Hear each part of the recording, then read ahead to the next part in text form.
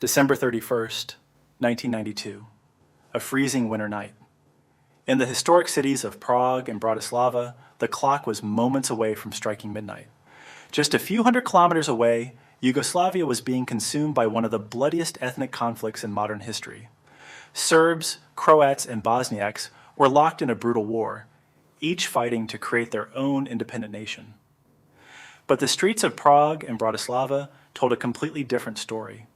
No tanks rolled through the city. No gunfire echoed in the night. There were no curfews, no riot police, and no fear.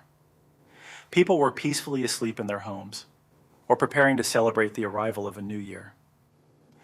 Then, as the clock struck midnight, a country quietly disappeared from the world map forever. Czechoslovakia ceased to exist. Without a single war, without bloodshed, and without firing a single bullet, one of Europe's most modern and successful states peacefully split into two independent nations, the Czech Republic and Slovakia. History remembers this extraordinary event as the Velvet Divorce, a separation as smooth and peaceful as velvet itself. But how was something like this even possible? Throughout history, the breakup of nations has almost always been marked by centuries of hatred, devastating wars, and the blood of countless people. So how did the people of Czechoslovakia part ways in complete peace? Why did a country that had remained united for 74 years suddenly decide to split into two independent nations? And perhaps the most surprising question of all, how did just two politicians determine the fate of an entire country without holding a single national referendum? In today's documentary, we'll uncover the remarkable story behind one of the most peaceful separations in modern history. Before the First World War, there was no country called Czechoslovakia on the map of Europe. The entire region was part of the powerful Austro-Hungarian Empire. But after the empire collapsed at the end of World War I, the map of Europe was redrawn. During that time, the Czechs and Slovaks decided to unite and create an independent nation of their own. In 1918, under the leadership of Tomáš Garriga Masaryk, Czechoslovakia was officially founded. Although their languages and cultures appeared very similar, the two nations had completely different historical backgrounds. The Czech lands, Bohemia and Moravia, had been under Austrian rule for centuries. Under Austrian influence, the Czechs became highly modern, industrialized, and secular. They developed heavy industries, arms factories, and a modern education system. Meanwhile, Slovakia had been under Hungarian rule. The Slovaks were primarily an agricultural society, predominantly Catholic Christians, deeply religious, and historically less economically developed than the Czechs. In 1918, they did form a single country together, but that union was largely a matter of survival.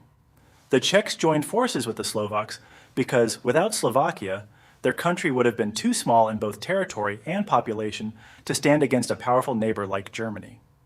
On the other hand, the Slovaks united with the Czechs to escape Hungarian domination. From the very beginning, a psychological divide existed between the two nations. Many Slovaks believed that the Czechs saw themselves as the big brother, the more advanced nation that dominated Slovakia. With Prague serving as the capital, political and economic power was concentrated in Czech hands. Adolf Hitler was the first to exploit this internal divide. In 1938, after Germany seized the Sudetenland through the Munich Agreement, Hitler made a calculated psychological move. He encouraged Slovak nationalists and promised them the dream of an independent state. Influenced by Hitler, Slovakia declared independence from Czechoslovakia in 1939. In reality, it became a puppet state controlled by Nazi Germany. Meanwhile, Hitler directly annexed the remaining Czech territories into Germany. This event left a deep scar in the relationship between the Czechs and the Slovaks. Many Czechs came to believe that the Slovaks had betrayed them in their darkest hour. Although Czechoslovakia was reunited after the Second World War, a communist regime took power in 1948. Backed by the Soviet Union, the new government ruled the country with an iron fist. Under communist rule, the tensions between the Czechs and Slovaks were forced underground. Anyone who spoke about Czech or Slovak nationalism was immediately branded a traitor and imprisoned. In 1968, a historic reform movement known as the Prague Spring began. It was led by Alexander Dubček, a Slovak politician. He called for greater freedom and freedom of speech while remaining within the communist system. But the Soviet Union refused to accept these reforms. Thousands of Soviet troops and tanks were sent in to crush the Prague Spring with overwhelming force. After the crackdown, Czechoslovakia entered a long period of political repression and stagnation. But beneath the iron grip of communist rule, the divide between the Czechs and Slovaks continued to grow. The Slovaks increasingly wanted a distinct national identity of their own. Then came 1989, a year that transformed the history of Europe. The Berlin Wall had fallen, and communist dictatorships across Eastern Europe were collapsing like a house of cards. That wave of change soon reached Prague, the capital of Czechoslovakia. In November 1989, thousands of students and ordinary citizens took to the streets. They demanded one thing: an end to communist rule and the establishment of a multi-party democracy. The movement was led by Václav Havel. He was not a professional politician. He was a renowned playwright, poet, and philosopher who had spent years in prison for criticizing the communist regime. Under Havel's leadership, the movement remained so peaceful, disciplined, and nonviolent that the police and military had no opportunity to open fire on the protesters. Within just a few weeks, the communist government of Czechoslovakia was forced to resign without bloodshed or violent unrest. Historians later named this peaceful and bloodless uprising the Velvet Revolution. In December 1989, Václav Havel was sworn in as the president of a new democratic Czechoslovakia. People poured into the streets to celebrate. They believed their country could finally become as prosperous and developed as the nations of Western Europe. But as history has shown, winning freedom is often easier than building a nation after it, especially when that nation is made up of two peoples with different identities and priorities. Once the communist system collapsed, the tensions, frustrations, and unresolved issues that had been buried for 41 years between the Czechs and the Slovaks began to surface. After the arrival of democracy, the biggest political crisis in Czechoslovakia was not about borders or resources. Instead, it was a surprisingly symbolic dispute that became known in history as the Hyphen War, or Pomlčkova válka in Czech. During the communist era, the country's official name was the Czechoslovak Socialist Republic. But after the fall of communism in 1990, President Václav Havel proposed changing the country's name to simply the Czechoslovak Republic. However, Slovak leaders strongly opposed this idea. They argued that writing the word Czechoslovak as one word made it appear as if Czechs and Slovaks were a single nation, which, according to them, was not true. The Slovaks demanded that a hyphen be placed between the two names. The country, they argued, should be called the Czechoslovak Republic. For the Slovaks, the hyphen represented equality. It showed that they were not just another region under Czech control, but an equal partner within the country. But Czech leaders completely rejected the idea. They believed adding a hyphen would symbolically divide the nation and weaken its unity. Moreover, when Hitler separated Slovakia from Czechoslovakia in 1939, a similar hyphen had been used in the country's name. To many Czechs, the symbol carried painful memories and felt deeply insulting. For days, the country's parliament was filled with heated debates over a simple hyphen. In the end, an unusual and almost ironic compromise was reached. It was decided that the country's name would be written without a hyphen in the Czech language, while the Slovak language version would include the hyphen. Although this incident seemed ridiculous to outsiders, it actually revealed how deep the mistrust and divisions between the Czechs and Slovaks had become. When the people of a country cannot even agree on the simple name of their own nation, it becomes clear that the future of that country may not remain stable for long. But the conflict was not limited to the issue of a name. The biggest and most serious disagreement between the Czechs and Slovaks was over the economy. After the collapse of communism, Czechoslovakia had to transition toward a free market economy, or capitalism. During this economic transformation, the situation in the two regions was completely different. The economy of the Czech region was highly diverse. They had industries such as Škoda automobile manufacturing and various light industries which were capable of competing with other European markets after the transition to capitalism. The Czechs wanted to quickly privatize state-owned factories and industries. Economists refer to this approach as shock therapy. But the situation in Slovakia was completely different. During the communist era, under the direction of the Soviet Union, Slovakia had been transformed mainly into a center for heavy industries, especially weapons and tank manufacturing. These products were sold almost exclusively to the Soviet bloc and Warsaw Pact countries. However, after the end of the Cold War and the collapse of the Soviet Union, the market for these weapons completely disappeared. Slovak defense factories began shutting down almost overnight. millions of Slovaks were left unemployed. While unemployment in the Czech region remained around 4 to 5%, in Slovakia it rose dramatically to nearly 15 to 20%. Slovaks began to feel that economic decisions were being made by Czech leaders in Prague, decisions that might benefit the Czech region but were damaging Slovakia's economy. Slovak leaders started demanding a slower pace of economic reform and argued that government subsidies should continue to support struggling industries. But Czech leaders were unwilling to carry what they saw as Slovakia's economic burden. Many Czechs began to believe that Slovakia had become a financial burden holding back their economy. Meanwhile, many Slovaks felt that the Czechs were exploiting their resources and ignoring their interests.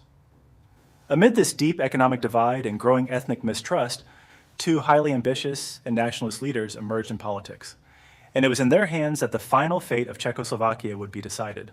In June 1992, Czechoslovakia held a general election. It was the most important and decisive election in the country's history. In the Czech region, Václav Klaus won a landslide victory. He was a highly pragmatic, realistic, and strongly pro-capitalist economist. Klaus believed that the Czech Republic needed to rapidly transform itself into a developed European economy, similar to the countries of the European Union. He made his position clear. If Slovakia wanted to remain part of Czechoslovakia, it would have to accept strict economic reforms directed from Prague. But if Slovakia was unwilling to follow that path, then separation would be a better option. Klaus was not willing to compromise. Meanwhile, in Slovakia, the election was won by Vladimír Mečiar. He was a strong nationalist and populist leader. Mečiar convinced many Slovaks that Czech leaders in Prague were exploiting them and ignoring their interests.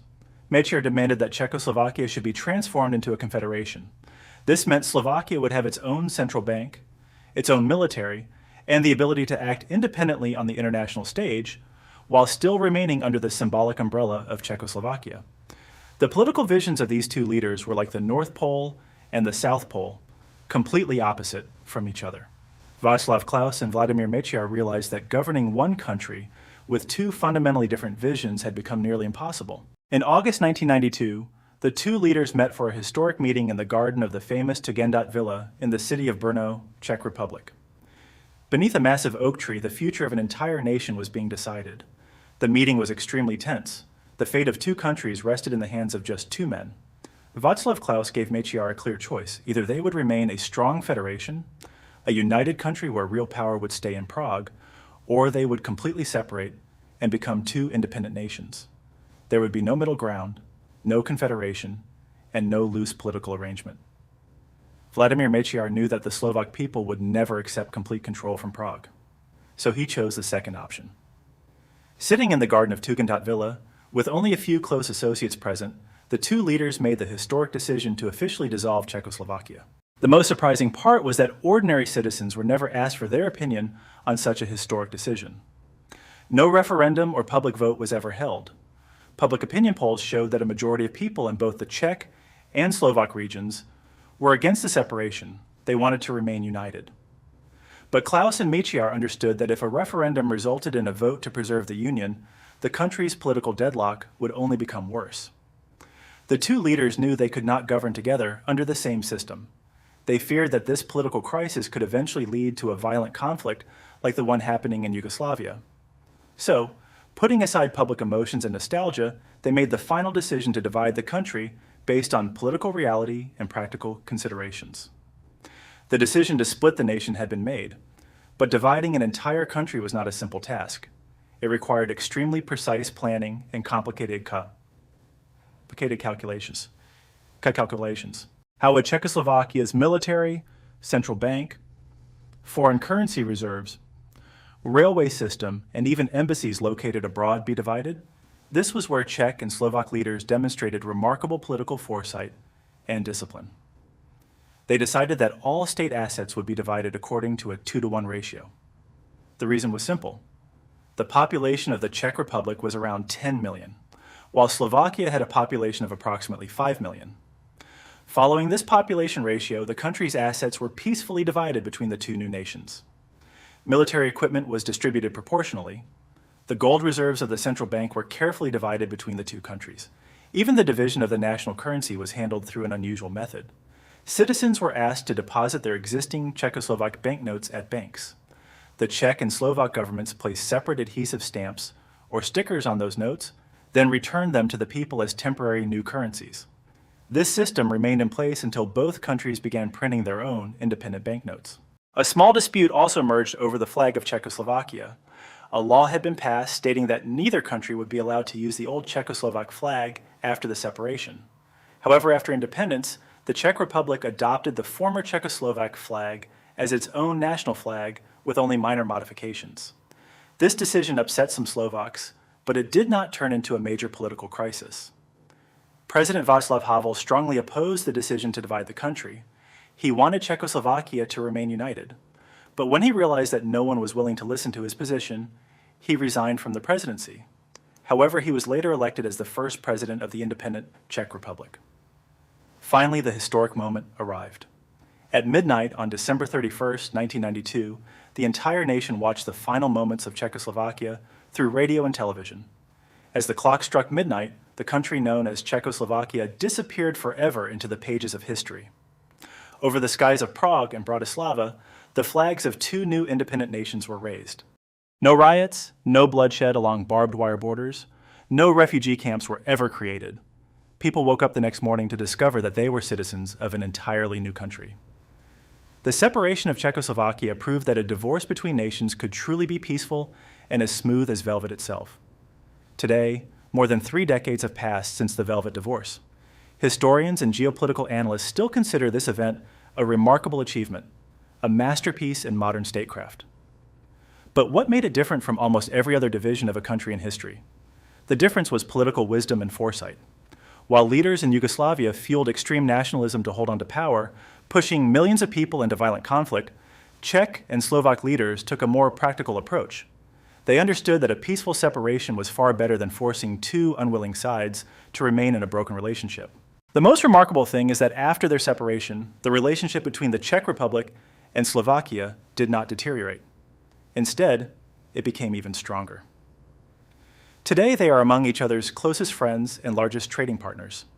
Both countries are members of the European Union and the NATO military alliance. Because of the Schengen Agreement within the European Union, there are now no visible borders or passport controls between the two nations. A Czech citizen can easily travel to Slovakia for work, and a Slovak citizen can move to Prague and build a new life there. They have proven that living separately with independence and mutual respect can be far more peaceful than being forced to remain together. Saying goodbye with dignity is sometimes a greater sign of wisdom than continuing a relationship that no longer works. Countries and borders are not divine or permanent creations. They are simply geopolitical boundaries created by people. When two nations living within the same borders begin to realize that their identities, economies, and future goals are completely different, forcing them to remain under one umbrella often leads only to conflict and bloodshed. On that freezing winter night in 1992, Czech and Slovak leaders demonstrated remarkable courage and political maturity. Their decision became a powerful lesson for leaders in other conflict-ridden regions around the world. They proved that the division of a country does not always have to mean death, destruction, and chaos. With the right leadership and mutual respect, even a national separation can be peaceful, orderly, and as smooth as velvet.